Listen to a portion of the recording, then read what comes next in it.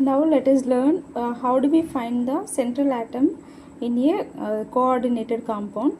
Here cobalt NH3 taken 6Cl3 దీంట్లో cobalt యొక్క charge ఎట్లా అనుకున్నామంటే కోబాల్ట్ తెలియంది మనం కోబాల్ట్ ప్లస్ 6 మోల్స్ ఉన్నాయి కాబట్టి 6 moles NH3 plus 3 moles Cl is equal to 0 ఎందుకంటే అక్కడ ఛార్జ్ లేదు కాబట్టి 0కి ఈక్వల్ చేయాలి. తర్వాత కోబాల్ట్ 6 ఇంటూ 0 0 ప్లస్ 3 ఇంటూ క్లోరిన్ది -1 ఛార్జ్ కాబట్టి -1 ఈక్వల్ టు 0. కోబాల్ట్ ప్లస్ 0 అంటే 6 0 0 plus -3 equal 0. Cobalt -3 equal 0. So -3 ఈక్వల్కి అటు సైడ్ వెళ్తే కోబాల్ట్ +3 అవుతుంది. నెక్స్ట్ అలాగే ది FeCN6 దాంట్లో మెటల్ అంటే ఫెర్రస్ యొక్క ఆక్సిడేషన్ స్టేట్ ఎట్లా అనుకుంటామంటే FeCN6 ఛార్జ్కి ఈక్వల్ చేయాలి ఈక్వల్ టు -4.